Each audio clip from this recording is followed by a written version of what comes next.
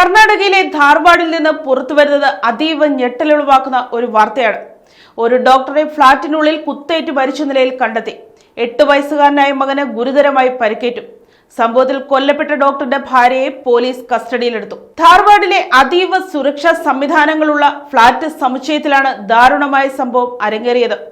ചിരായു ആശുപത്രിയിലെ അനസ്തേഷ്യോളജിസ്റ്റായ ഡോക്ടർ കിരൺ ഹൊനണ്ണവറാണ് കൊല്ലപ്പെട്ടത്. ഗുരുതരമായി പരിക്കേറ്റ അദ്ദേഹത്തിന് 8 വയസ്സുകാരനായ മകൻ നിലവിൽ തീവ്രപരിചരണ വിഭാഗത്തിൽ ചികിത്സയിലാണ്. സംഭവ സമയത്ത് ഫ്ളാറ്റിനുള്ളിൽ ഡോക്ടർ കിരണും ഭാര്യ ഡോക്ടർ പ്രിയങ്കയും മകനും മാത്രമാണ് ഉണ്ടായിരുന്നതെന്ന് പ്രാഥമിക അന്വേഷണത്തിൽ തെളിഞ്ഞതായി Hubli Dharwad police commissioner N Sasikumar അറിയിച്ചു. പുറത്തുനിന്നുള്ള ആരും ഫ്ളാറ്റിലേക്ക് പ്രവേശിച്ചിട്ടില്ലെന്ന നിഗമനത്തിലാണ് അന്വേഷണ സംഘം. കുടുംബ വഴക്കാണ് കൊലപാതകത്തിലേക്ക് നയിച്ചതെന്നാണ് പോലീസിന്റെ പ്രാഥമിക നിഗമനം.